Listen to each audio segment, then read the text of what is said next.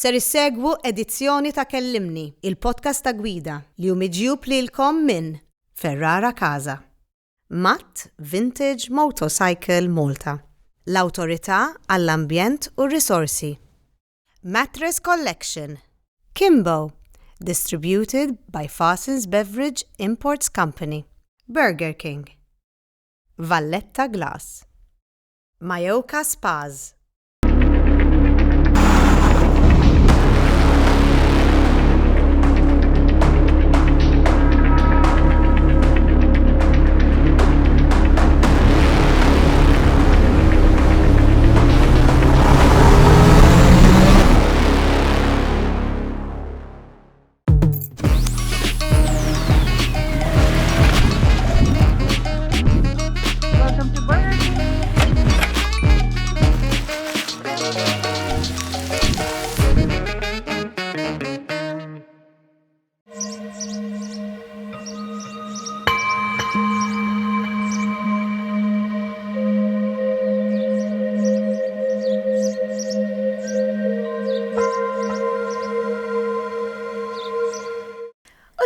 Għandi lil Yazmin Helledie, zomma x'għandi lista, kantanta, host, zeffina, influencer u gradwata bħala speech therapist. Mela, għandi naqqa lista vera.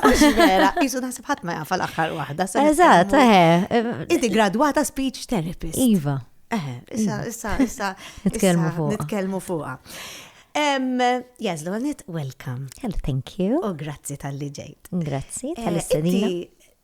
Daw l-aħħar 4-5 snin, naħseb li kieku jkollna niddiskrivuhom kienu 4 snin vera eċitanti għax ovvjament X Factor, Love Island, Iżewwiġt, però kif ngħidu bl-Ingliż kienu naqra bittersweet. A roller coaster kienu. A roller coaster. Lots of highs, lots of lows. U jiena ċokolad minn dal-podcast dak tal-inkun nixtieq nuri li forsi xi ħadd minn barra taħares lej Yazmin u jaħseb li l-ħajja ta' Yazmin hija perfetta għax ukoll huwa x-xogħol tagħha bħala influencer li titfa' ħafna kontenut u ġeneralment il-kontenut ikun kontenut pożittiv. Għalkemm milux kellek xi kontenut li ħanitkellmu fuqu iktar tard.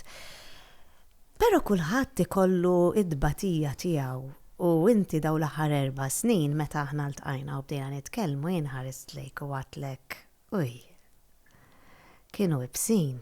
Mela, ekketli. And it's the truth, għalla volja meta nkun qed nitkellem ma' nies u ngħid l-esperjenzi tiegħi som dejjem jgħidu li esperjenza tagħhom ukoll, so mbagħad jisek tgħid kulħadd ikun qed jgħaddi mill-affarijiet, jiġifieri għalla volja l-affarijiet minn barra xi kultant jistgħu jidhru li huma okej. Kulħadd ikun għaddej mill-affarijiet. Jaħseb li l-ħajja hija perfetta. Le, you just have to put on a brave face and a smile and you have to keep going. Għax dak u għaxolna at the end of the day. Nibdew mill-mama.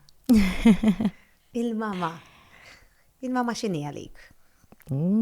Mama ħajti, jienu l-mami dejjem konna jienu gbirt maħħa, rabbitni Missiri dejjem kien jgħix barra, ġifieri alla volja dejjem kelli relazzjoni tajba miegħu imma il-mami li kienet hawn, ġifieri day in, day out, jiena kont magħha. Inspirazzjoni kbira għalija, ġifieri naħseb jekk fil-futur jekk Alla jrid nista' nkun jien ukoll. If I'm half the mom that she was, I would have done a very good job.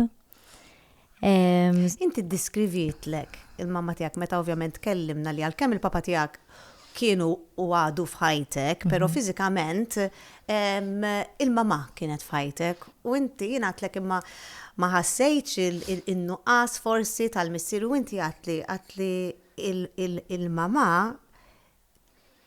imliet li ħajja b'mod li lanqas kelli spazju li ngħid għandi xi ħaġa nisa. Eżatt. So ma kontx inħossa dik in-nuqqas. Qegħdin konnieħu pjaċira x'immur Danimarka nara l-familja tiegħi hemm u hekk, so għalija dik kienet it was a bonus, you know, it was fun, it was something nice that I enjoyed doing. Imma bad konnieħu gost li hawnhekk konna jiena u kellna bond, għandna bond speċjali ħafna. So I'm very grateful for the situation u kif inhi. Kif inbidlet ir-relazzjoni issa li tlaqt mid-dar? Naħseb we have different opinions about this. Ġifieri Jiena lija toġobni li għanna tikka żgħira spazju għax meta nintaqgħu we can have that full on quality time. Meta tkun qed tgħix ma' xi ħadd isek ġieli inti tkun ġol kamra, jitkun x'imkien ieħor. Life is busy, ġifieri isek ma tantx tkun tista' tqatta dak il-ħin flimkien. Allura issa nippreferi nċempli ngħidilha jagħmlu lunch, jew jagħmlu shopping, jew let's go spend some time together nkunu nistgħu, we have that quality time. Alla volja timissjani ovvjament.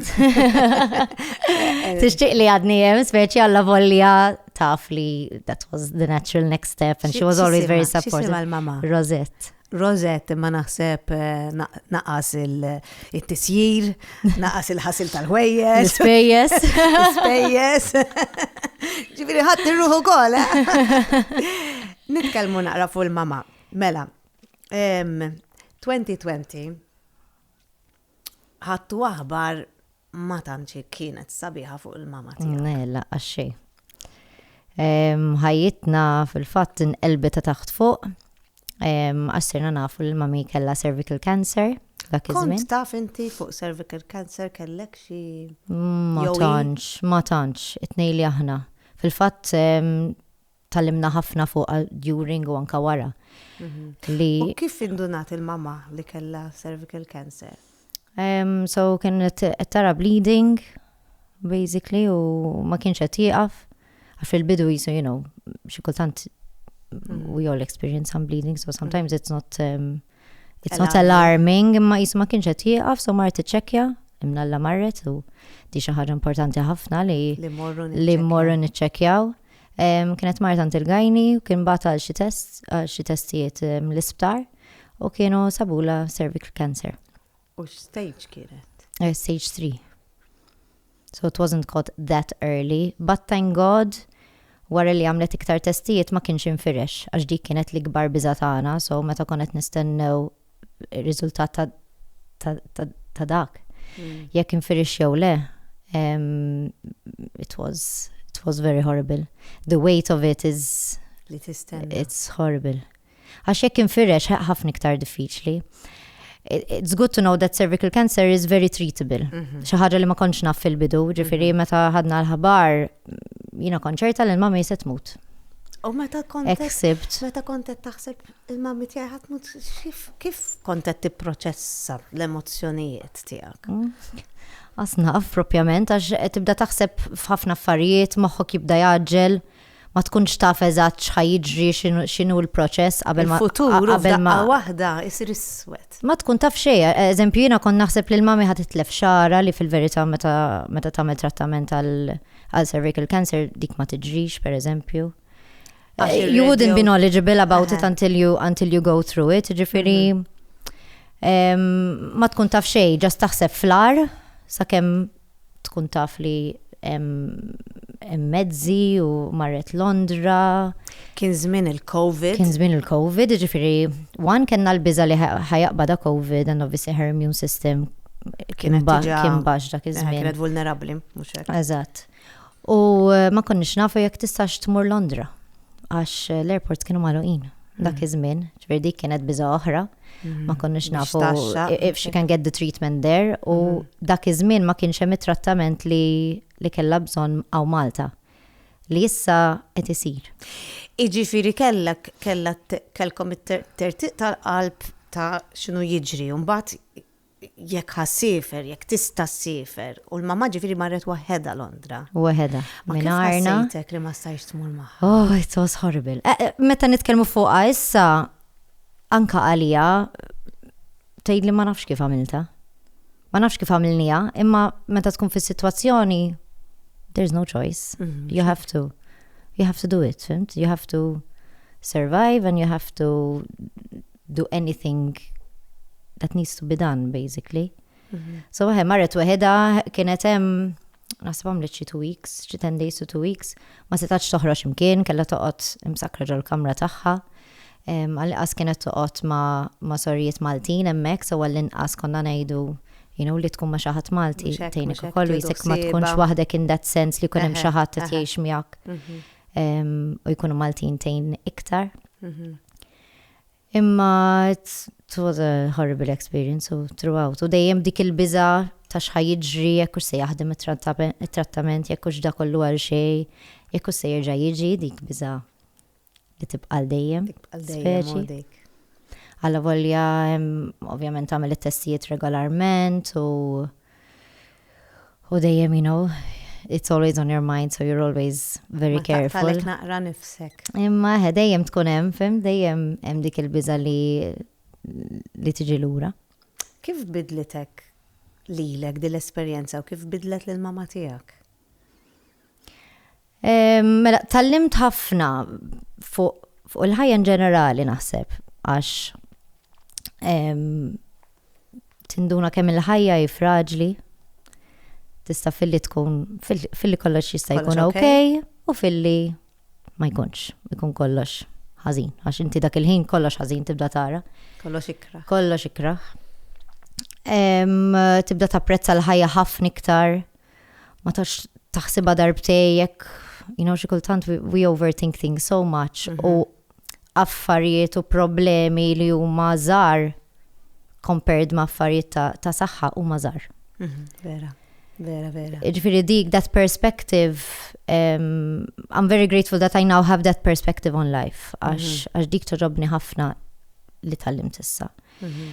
Il-mami bidlita ħafna, bidlet xogħla, dejjem kienet accountant ħajta sħiħa u issa taħdem l-lessi ġo skola ma' tfal li that was a dream of hers. So she finally did it, bidlet. Dak xieħlew tqabbadni l-baqt. Għaxi ħafna sabiħa li affarijiet li huma tant negattivi u tant koroħ bħal Mart, però dejjem iġibu dik iċ-ċertu talima magħhom li qelbet il-paġna u qalet ismejna x'nu pjaċir nagħmel. Perspettiva ġdida totalment. Tħares lejn il-ħajja differenti ħafna. So issa vera tieħu pjaċir tmur xogħol, tagħmel xi ħaġa ġdida, terġa' tistudja, x'qed tagħmel il-korsi tal-LSE ukoll. Allura ġieli tajli, ara ma nafx jiena kif ta' kważi 60 qed nerġa' nistudja u naħdem ma' tfal. Ġifier dik xi ħaġa sabiħa wkoll li qed tagħmel xi ħaġa li dejjem xtaqet. U anke l-konfidenza li nara ġo fiha issa, ġifier il-mami dejjem kienet tisi titkellem qudiem in-nies u fuq it-television u hekk meta kienet tara lili dejjem kienet tgħidli ma nafx kif tagħmilha. Kif tagħmilha? Mbagħad wara għamlet parti kbira mal Pink October u kienet tmur fuq television, kienet tmur titkellem qudiem in-nies, ġo gruppi u hekk fuq l-istazzjonijiet kollha, ġifieri qatt ma kont nobsor lil mami se tkun qed tagħmel intervisti fuq television laqasi. And she did them with such ease li she couldn't believe that she's doing that now. U inti għatli li bis-saħħa tagħha wkoll l-operazzjoni ġvera li kellha issir. Il-trattament, eżatt. So minn dik is-sena li kienet parti minn Pink October, il-fondi li nġabru dik is-sena, grazzi għal daw il-fondi issa l-brachytherapy li that's the treatment li kienet għamlet Londra, qed jagħmlu Malta wkoll. Ġifieri dik kienet a very full circle moment and I couldn't have been prouder. Proset, mama. Proset. Iminti għandek żewġ persuni oħra, illum il-ġurnata wieħed minnhom ħallina li huma l-qalbek ħafna, in-nanna u n-nannu. Iva. Ovvjament kienu parti kbira ta' ħajtek ukoll għax inti kont mur għandhom kuljum. Mela kuljum, sa meta kelli xi 17-il sena. Kuljum għand in-nanniet, għax il-mami ovvjament kienet tmur, kienet tkun xogħol. So għar l-iskola kont immur għand in-nanniet. In-nanna għadha magħna x'isima n-nanna? Mela Mary. Nanna Mary għadha magħna. Mela. Issajjar tajjeb Nanna Mary. Issajjar tajjeb aħta milli xi minestra. Nannu x'kien jismu? Salvu. Nannu Salvu. Kelkom bond speċjali. Yes, ħafna. Jienu nannu dejjem niċċajta u dejjem inna fjajд l-affarijiet minn taħt, jaqbat ma' nanna. Eżat, jina kont l-ewel fil-familja. L-ewel wilt ikun naqra speċjali, ejja. Mux ħanajda jien. Isek taf kif, tal-ewwel, dejjem tal-ewwel. U jisni peress li u kol ma kellix nannit minnaħa l-oħra, xin nannit minnaħa ta' dedi kienu mietu żgħar, so ma nafhomx. Naħseb dejjem ħassu li has to overcompensate. U anke forsi l-fatt li kien jaf li missierek ma jgħixha u Malta. Eżatt, so iktar u iktar. U iktar ħass li he had to step forward, you know, jkun il-papa fiżiku li inti ma kellekx. Eżatt. Sfortunatament ħallina sentejn ilu. U dak iż-żmien kont qiegħda. Kont qed niżżewweġ, iva. Fil-fatt kont il-honeymoon meta miet. Imma ma setax jiġi tieċ, kellu cancer ukoll, sfortunatament f'wiċċu minn his cheek. U konna għadna kif jisna dejna tal-mami, u mbagħad kellna tan-nannu ftit wara, ġifieri kienet xi ħaġa li kien ilu naqra ibati biha, imma mbagħad jisu ftit qabel it-tiġi, that's when it got worse. Inti kont saqsejtu biex jimxi miegħek to walk you down the aisle. Iva, imma ma kienx ried sa, because he didn't want it to be about him. Mill-ewwel kien qalli. U anka fit-tieġ kontetlu trid niġi ejja mqar il-quddies eżempju ġibuk, jew niġi narak qabel, jew ejja inti d-dar tagħna rani qabel u hekk. Imma ma kienx ried. Riet li dakinhar ninsewh u dak il-ħin ma kontx fimtu, fil-fatt jisni kont ħatna qalija. Ma stajtx nifhem kif nannu mhux ħajkun parti mit-tiġ tiegħi għax nannu parti kbira. Eżatt, they and such an important person. Imma ma kienx riet li he'll be center of attention on the day, fimt? Now I understand it, għax fil-fatt familja kollha ħadet pjaċir, kollha kienu hemm in-nanna vera ħadet gost ukoll għax in-nanna ġiet. So issa nifmu għalfejn rid jagħmel hekk. Imma dak iż-żmien it was still tough.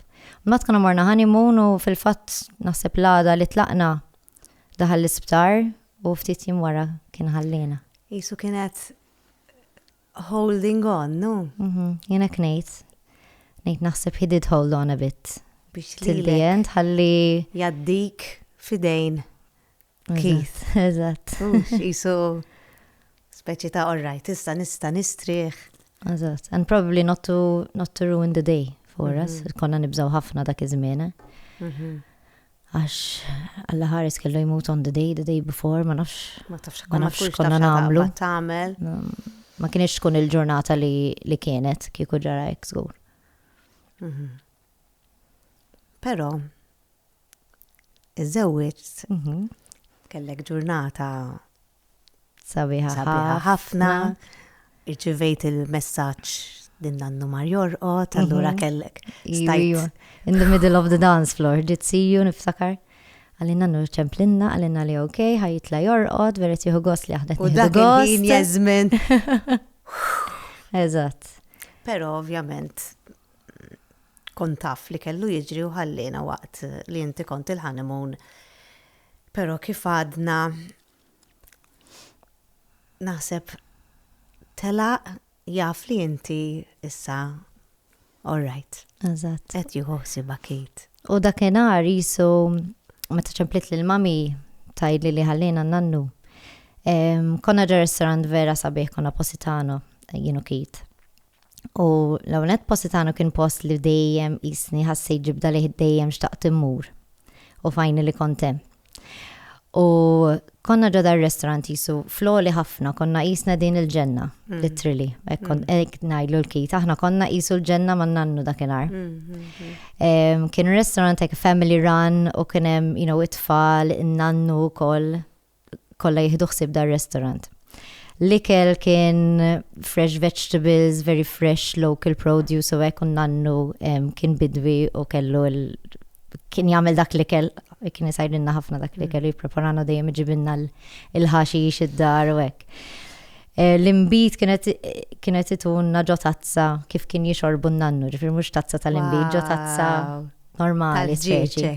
Eżatt. Tatte. That happened nowhere else on our honeymoon, film. So il-kita katlat lu aħna we are in the right place to receive this news, alla volja we're far away from our family. Imma naħseb the closest to him we could be is this place. Il-fatt li tiftakar id-dettalji kollha. Kollha. Għax kienu kollha jagħmlu sens. It was very jisu comforting. Xorta, la volja. It was horrible news and it was news that I always kind of I was always very scared. Konna jisu kien emmana, fimt? Jew kien ximkien fej kiku vera jieħu pjaċir and it was we were meant to be there. ċerta, jien nemmen ħafna f'daw l-affarijiet. Anka jiena. Nemmen ħafna f'daw il-kombinazzjonijiet. Eżatt, anka jiena. Li niddiskrivu. Keith, huwa naqra kbar minnek. Xi 7 snin. Age is a number. Però ġbitni fik li għatli li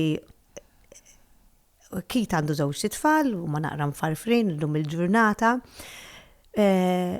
Però inti minn flok tajt qalbek mill-fatt li issa r-raġel tiegħek għandu żewġ tfal mfarfrin, minn flok tajt qalbek għax forsi għal ċertu tfajliet dak huwa żvantaġġ. Però inti hija xi ħaġa li vera ġibditek u ammirajt. Lej, Iva. Fih. Nemmen li naħseb dik kienet sajt nara kwalità vera sabiħa fih. Kont naraħ missier tajjeb, kont naraħ jagħti ħafna każ, forsi mhux kulħadd ikun hekk, speċjalment jekk ikollhom it-tfal żgħar, għax kien żgħar meta kellu tfal.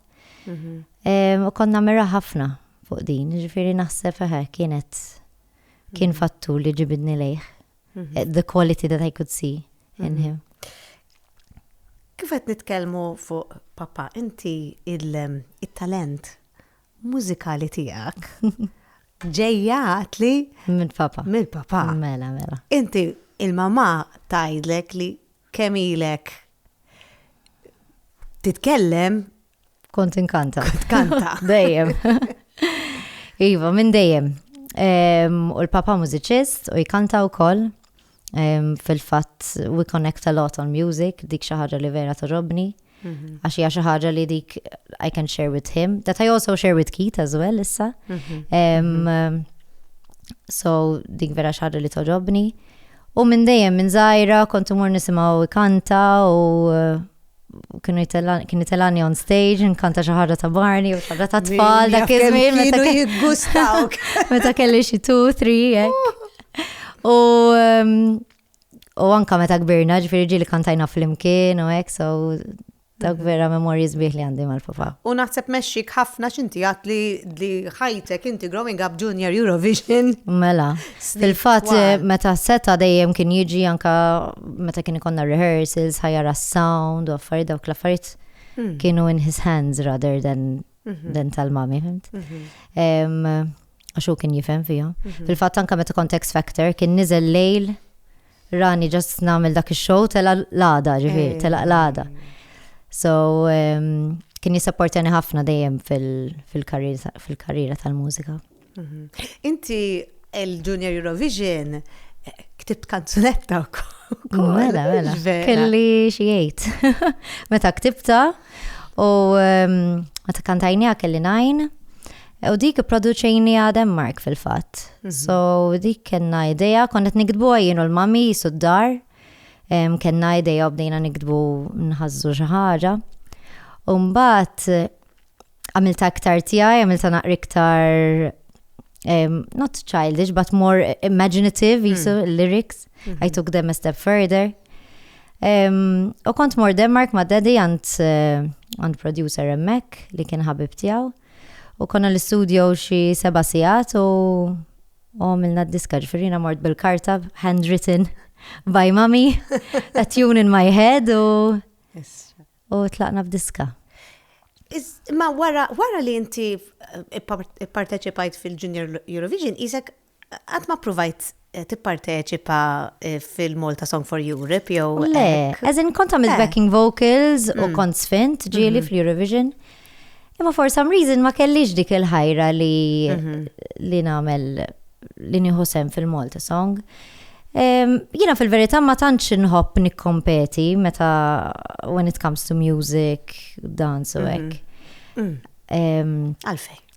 Ma nafx, I don't like the element of competition fil-verità. Ma nħobbx nitlef, allura ma nikkompetix. Le, nitlef ma importanix mill-li nitlef jew nirbaħ actually. Fil-fatt il-mami meta kon żgħira dejjem kienet tgħidli inti qisek irbaħt int, tant meta ma tirbaħx int, tant kemm tkun qed tifraħ u tieħu pjaċir ma min ikun rebaħ li naħseb in-nies jaħsbu li int irbaħ. Dejjem kienet tgħidli.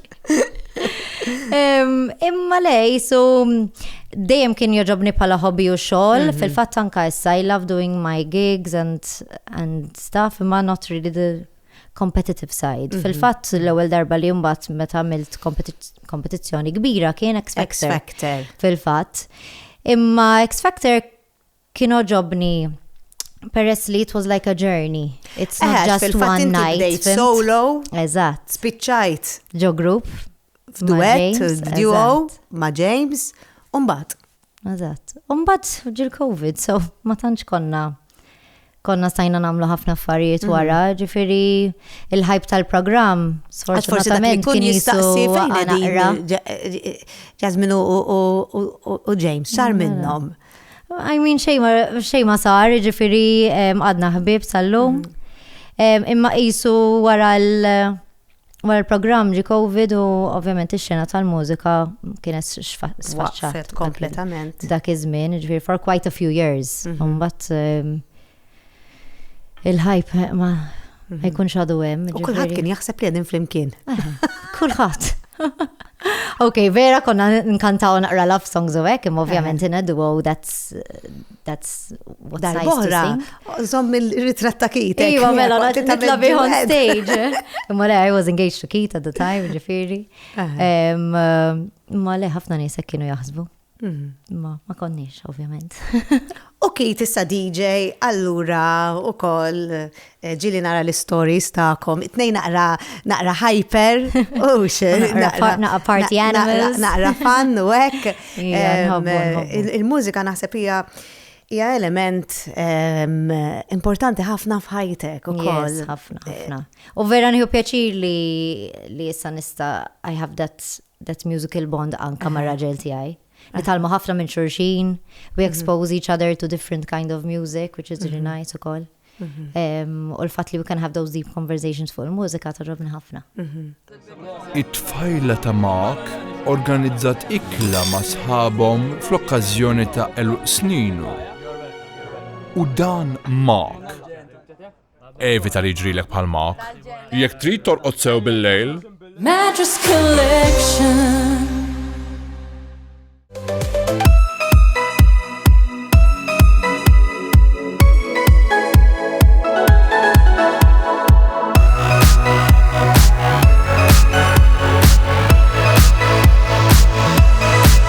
Jina fil-bidu semmejt li bħala ovvjament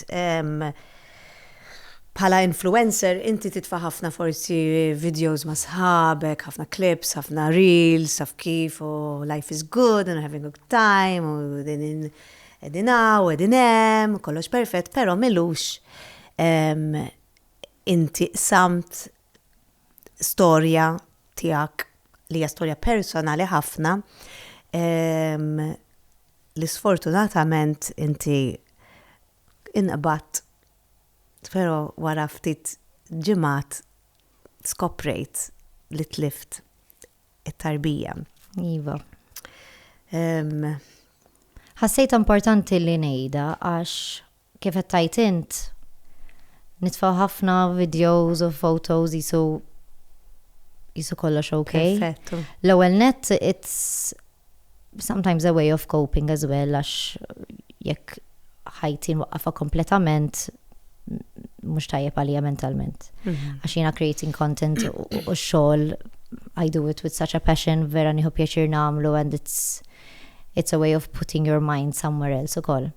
Imma kont ħassejtni li ma rridx inkun falsa in a way li jisni jien qed nitfa' dal-video qed nitħaq imma fil-verità behind the scenes I'm going through one of the worst things li għadġrat li.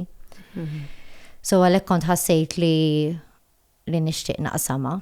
Għax fil-fatt Ma kellek ġimgħat inti? 12 weeks. Kellek around 12 weeks. Around 12 weeks. So I knew that I was pregnant for those 2 months and there's the extra month before, you know. Iġifieri kważi kont wasalt għal dik il-ġimgħa fejn tajt il-kulħadd kontatt ovvjament tal-viċin tiegħek imma taf kif ngħidu first 3 months mbagħad kien baqalek ftit ħafna close. Well, we thought we were close fil-verità.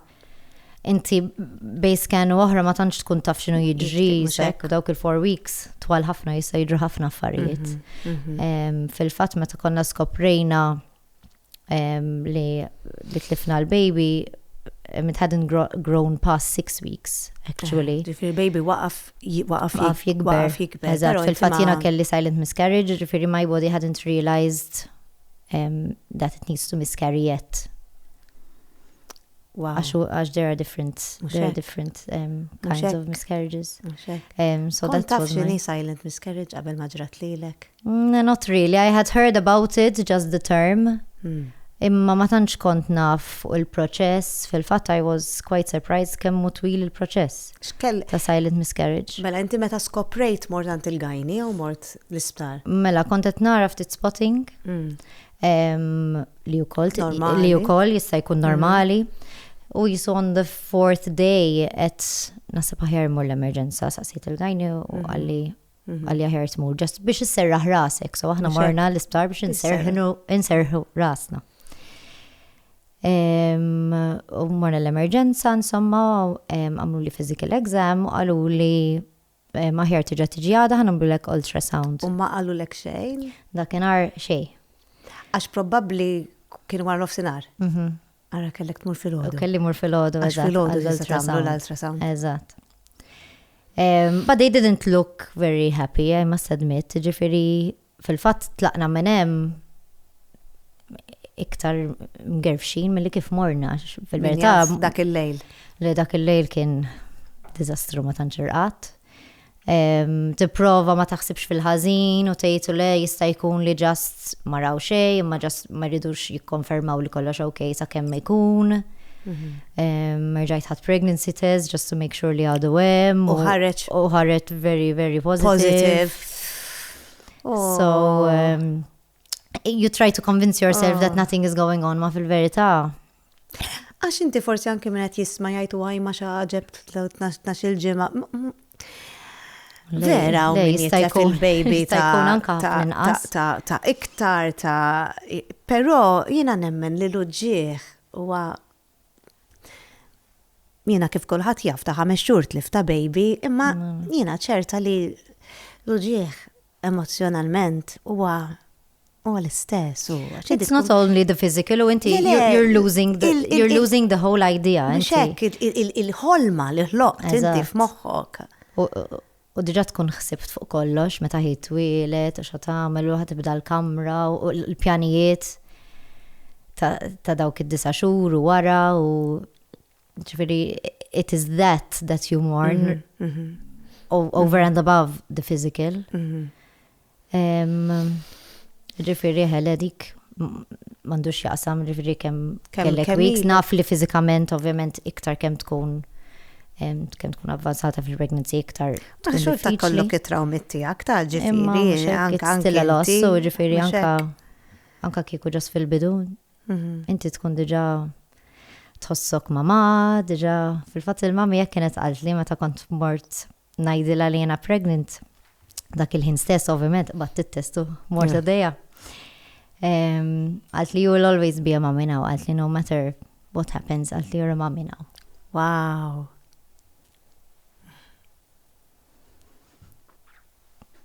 And that's the truth too. You are. You are. U l-għada mort? U mort għall-ultrasound, morna għall-ultrasound, somma kienem kiet miħaj. U mill-ewwel qalt li sorry to tell you, there's no heartbeat. U qalt li waqaf jikber at 6 weeks. ġviri ma komplix jikber. Umbat toħraġ barra t-sena tabib, dak il-ħin ma stajċ nieqaf nibki, xtaqt l-art tiblani. Il-fatt li trid tkun hemm nies pregnant ħdejk, nies diħlin bil-balloons. Yes, nies ħirġin bil-babies għadhom jitwildu. It's a lot dak il-ħin. L-istess word. It's a lot dak il-ħin. Fil-fatt that was the moment li qed li l-nifsi qed malli nitlaq minn hawn ma nistax, irrid nipprova ħafna li ma nibżax minn nisa pregnant, minn babies, minn tfal.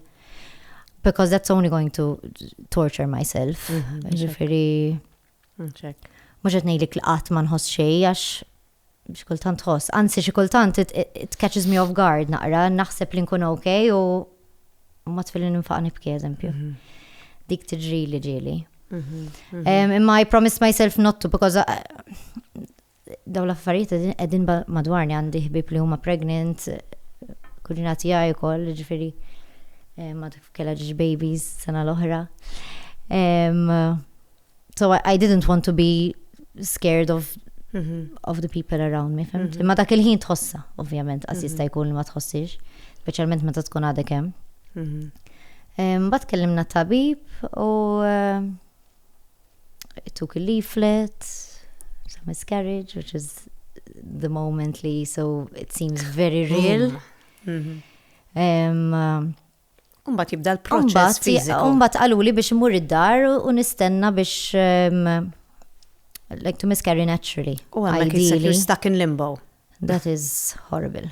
That I think was the hardest part għalija. U spjegawlek, per eżempju, xi titfittex, xi tritax, ovvjament huma kienu jistennew li sekk tinqala waħedha. Eżatt. U ideally inti trid toħodilhom. Ġifieri fil-fatt ituk a container basically. Fil-fatt dak il-ħin Kit ħares lejhom għallhom oh my god, this is horrible. Ġifieri ħares lej u għatlu yes, this is going to be horrible. I mean, this is then again you want to do it because they can take it to testing and fil-fatt ma tantx jittestjaw ħafna l-ewwel miscarriage, they do more tests when it's like your third. Ma xorta importanti ideally li kollhom il-prodott. So you go home and you just wait. And that waiting game is it's not easy at all. Li għal-kemm ir-raġel li kun hemm imma xi ħaġa li trid tagħmel waħdek hu. Fil-fatt il-kita konna ngħidlu I really appreciate the support u naf li qiegħataw imma at the end of the day kull darba li mmur bathroom qed tfittex xi ħaġa li ma tafx kif ħadd tidher, ma tafx inti tfittex imma tfittex. Eżatt. So it's not an easy process and it's quite a long one. Mhux bil-fors ovvjament kif kienet tiegħi għax there are different ways, jista' jkun li just happens on the day and that's it. U fil-fatt stennejna ġim over another week, ġifieri qabel ma bdiet tiġri.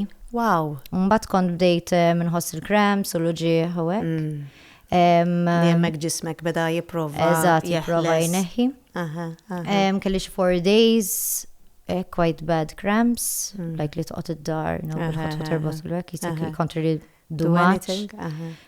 And then I think it was it was the 5th day in the middle of the night, naħseb kienu xi l-4 ta' filgħodu qomt buġieħ iktar gravi minn qabel.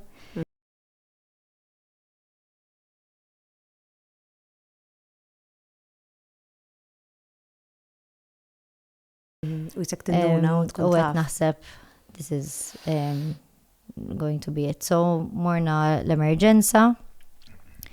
On the way to hospital it was quite painful. It was very painful. Mbagħad xi wasalna l-emerġenza mort il-bathroom tisfel, ġifieri u ma jibatu. Ħarġet li sekk hemmhekk. Le mort jiena, ġifieri kont għadni kif wasalt u kont I was feeling like I'm bleeding a lot. Il-lame u mort. U qed ħammur il-bathroom ħalli nara s-sitwazzjoni qabel ma jgħiduli. And I saw the sack there. Mbagħad kellhom jaħduni fuq, ħaduni fil-wheelchair, I was bleeding quite a lot. Tellawni fuq u jiċċekkaw li jkun ħareġ kollox. Fil-fatt they kept me there one night. U kienu tawni, they can also give you these pills to continue shedding lining and to continue bleeding.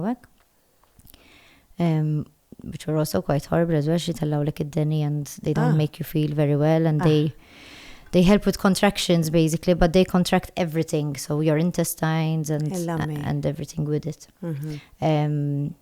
But the staff were really helpful, and they're really caring at Ops 2 Contiena. So we spent the night there. But fil-ħodu reġa kelli ultrasound biex jaraw li l-lining kien reġa ġi naqrin qas. U batuna d-dar.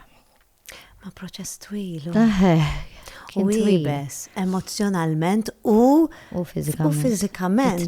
U jina, vera, qed nagħtu ħafna dettalji, imma aħna jiena dak il-punti, jiena nagħti ħafna dettalji għax ma nitkellmux fuqhom dawn l-affarijiet. Jiena ma kellix idea.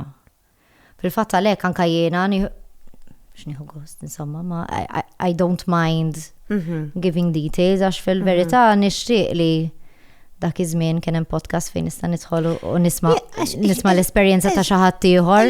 Jiena temminni meta ngħidlek jiena kelli 38 meta tlift it-tifla, meta qaluli ta' 22 weeks li t-tifla mejta, all right, jiena ħsibha jiftuni jieħdu l-baby dak, imma meta qalu li titwellida, jiena ġifieri li inti wasalt sa dik l-età jiena u sinċerament, u minix xi waħda ta' wara l-muntanji, li sinċerament ma kontx naf li irrid inwellida naturalment, bdejt ngħid kif.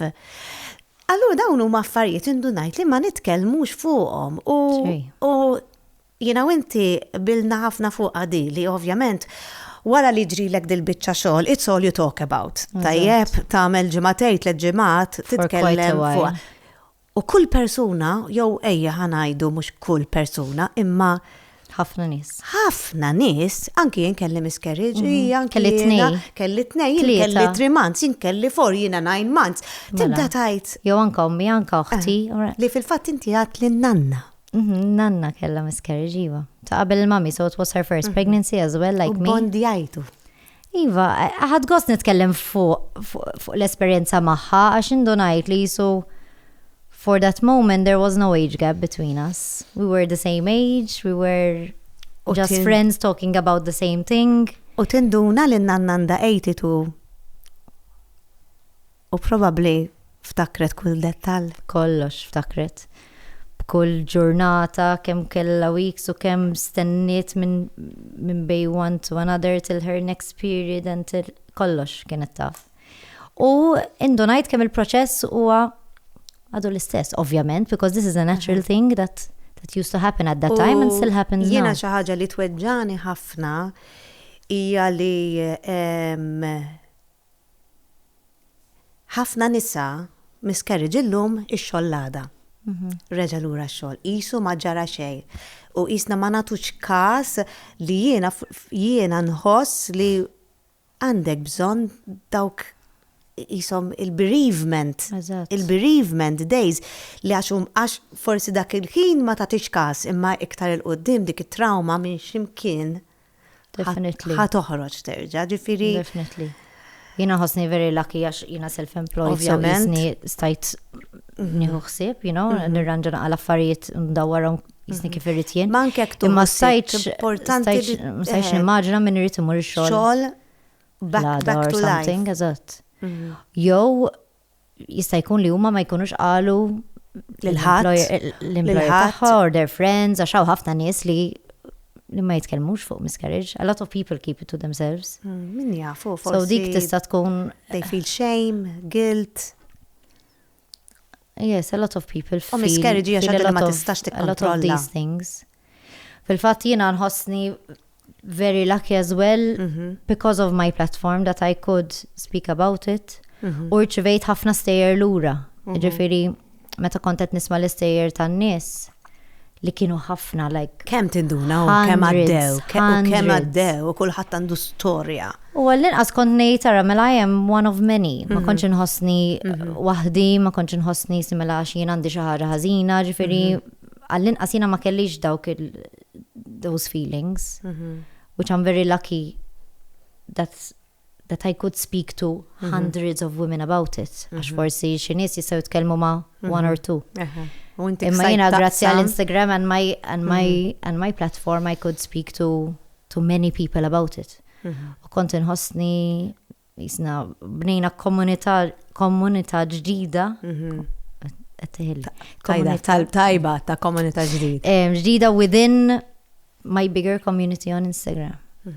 But it's the club you don't want to be a part of, obviously. Pero l-istorja ma tiqafxa, u ġifieri inti għandek il-pjaniet tiegħek. Mela. Issa kont qed nagħmel xi testijiet oħrajn, ħadd xi blood tests u hekk. U qed nirranġa xi affarijiet għax skoprejt li għandi PCOS, which is polycystic ovarian syndrome. U di ma kontx naf bija qabel, ġifieri it would have always been there, ġvidi ma toħroġ wara, ma peress li probably I was on the pill for many years, it would have been masked dak iż-żmien. Dik tista' taffettwa your chances of getting pregnant jista' jkun komuni ħafna, ġifieri ħafna nies li għandhom u they get pregnant u m'hemmx problemi, ġifieri ma qed nieħu xi mediċina li wkoll. U skoprejt issa wkoll li għandi thyroid naqra baxxa, ġifieri qed nieħu treatment għal dik ukoll, because that can also be a cause for miscarriage. Okay. Most of the time, xi 90% miscarriage comes from a genetic problem, chromosomal, ġifieri il-baby ma konċ qed jiġi sew basically, and your body rejects it naturally. That means that your body is working properly. Fil-verità. Ironicament. Yes. So, imma there is that 10% that can be other causes. Fil-fatt il-thyroid li ma kontx naf qabel jista' jkun li tkun it can be a cause. So, palissa we're fine-tuning. Mbagħad nerġgħu nippruvaw round 2. Eżatt. ċerta li bħalissa ħafna nies qegħdin jaħsbu, mela għalhekk mhix ħaterġa' tippreżenta Love Islandi, probabbly. Iva, di tkellimt fuq wkoll. Because I was very open about it. Bażikament, ovvjament fil-bidu kont qedtilhom il-produzzjoni li mhux ħanagħmel Love Island għax kont ħankun qed inwellet f'Mejju meta jibda l-programm. Because I was due in May. U vera ferħu ovvjament, and it was really nice news to give them. Umbat meta kelli l-miscarriage kontattilhom nixtieq li tkomplu bil-pjanijiet. This was also my plan. I hope to be pregnant again till May. Obviously we don't know what's going to happen. Ma kontattilhom komplu bil-pjanijiet li sibu house ġdida. Għad sibt li ħatkun host? Le. Għad taddit minn moħħok? Le, għad ma ddit li minn moħħi, actually, għax jina kif tafu dejjem inkanta work, nistbena. Imma it was never on my mind li nkun host. Fil-fatt, jina dejjem ngħid li nieħu gost li kont host ta' Love Island għax inħoss li it was very fitting. I love the show, I'm a big fan of the show. Dejjem kont nara ħinni minn season 3 ta' UK. Ġifieri naħseb inni xi 9 snin naraħ. Wow. Qabel Malta kienu jafu bih Love Island, ġifieri. So ħassejt li it was a perfect role for me. Ġifieri għalhekk tħajjart għalija. Bażikament, imma le, qatt ma kien fil-pjan tiegħi jew qatt ma kont ngħid tara vera nixtieq nippreżenta jew hekk. It was never even a thought. X'ħadd minn Love Island, mill-esperjenza ta' Love Island li issa it came to an end for you. X'tiftakar meta tiftakar Love Island, hekk x'taħseb? Ara naħseb ir-rwol tiegħi f'Love Island, it was the moment that I always hoped for and I always worked for. Even from when I was a kid, naħseb. Il-mammi dejjem konna nitkellmu fuq xi darba ħajġri xi ħaġa and I will be on all the news stations and people will be speaking about me on that day. Bħal meta eżempju xi ħadd jirbaħ il-Eurovision and they'll be on all the stations, you know, jkunu qed jagħmlu l-interviews. I used to see people do that. Kon ngħid, I think one day it will be my time to do this.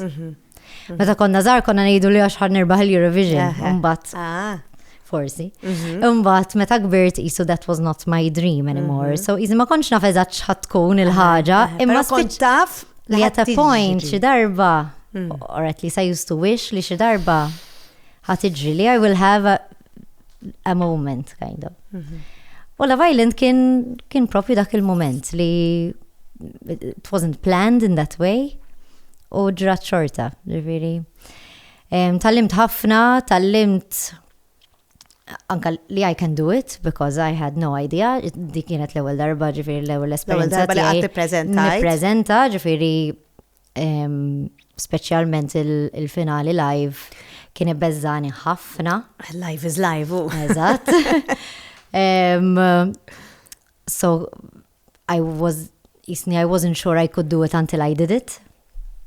Imma il-fatt li dejjem kienu jemnu fija kien jaraw il-potenzjal kienet tgħinni ħafna x'kont ngħid naħseb kieku mhux jqabdu lili hekk jaħsbu li m'iniex kapaċi.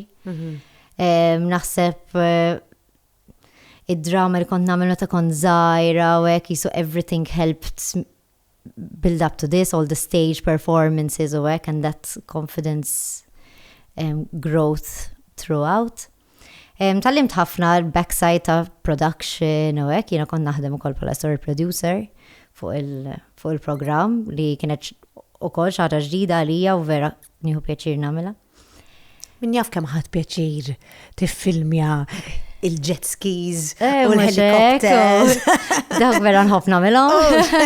Those shoots u anke l-adverts kollha li konna nagħmlu hekk. Kellek ta' fuq is-sufan ta' sena l-oħra. Mela, dak kien naqa' out of my comfort zone kien dak actually. It was gorgeous. But le, it was good. We needed to step it up għal season 2 biex you know, n-nies intuhom naqra raise their eyebrows.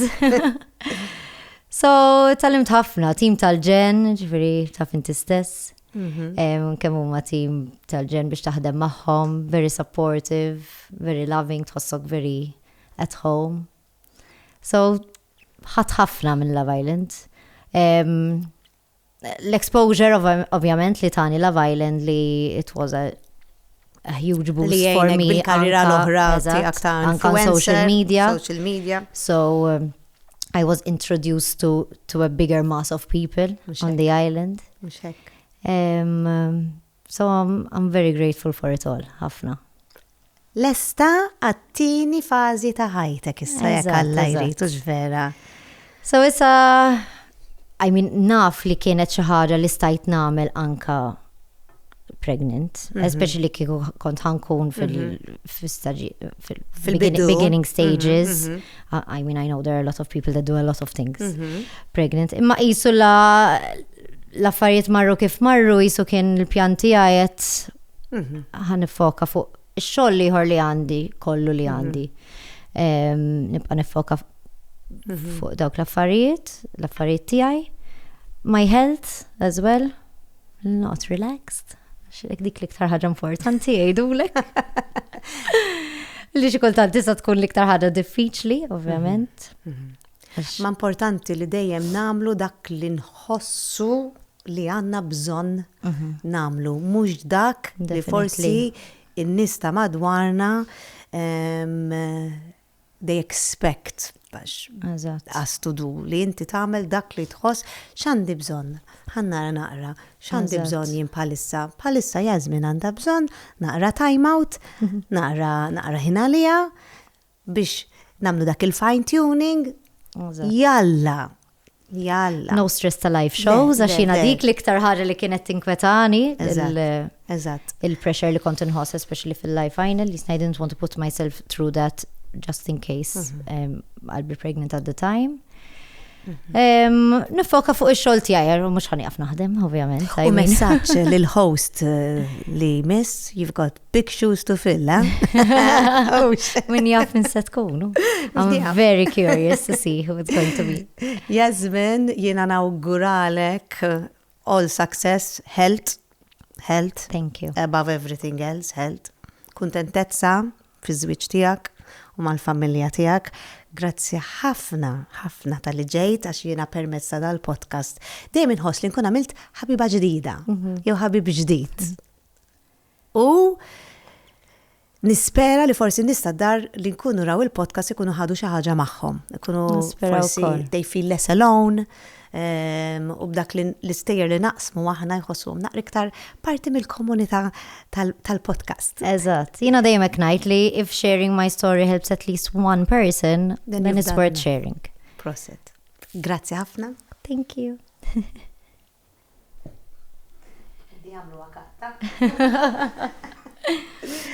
Mela, għawek għandi fwiħa United Colors of Benetton, grazzi lil Taġbix Perfumery. Mela biex tkompli t-relaxja. Iva.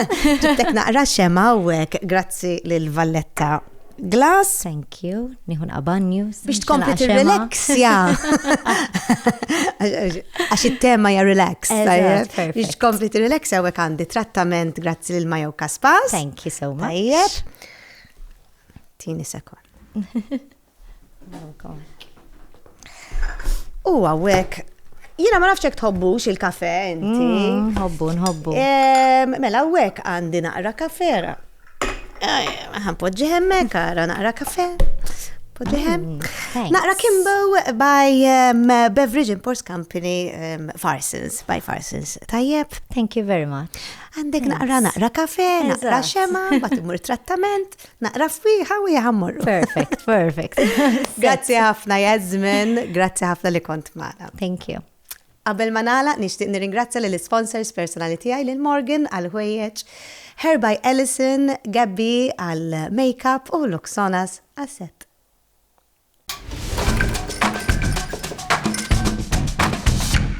Għadkom kif segwejtu Kellymni, il-podcast ta' Gwida li miġjub lilkom minn Ferrara Casa, MUTT Motorcycles Malta, l-Awtorita għall-Ambjent u r-Rizorsi, Mattress Collection, Kimbo, distributed by Fossil's Beverage Imports Company, Burger King, Valletta Glass, Myoka Spas,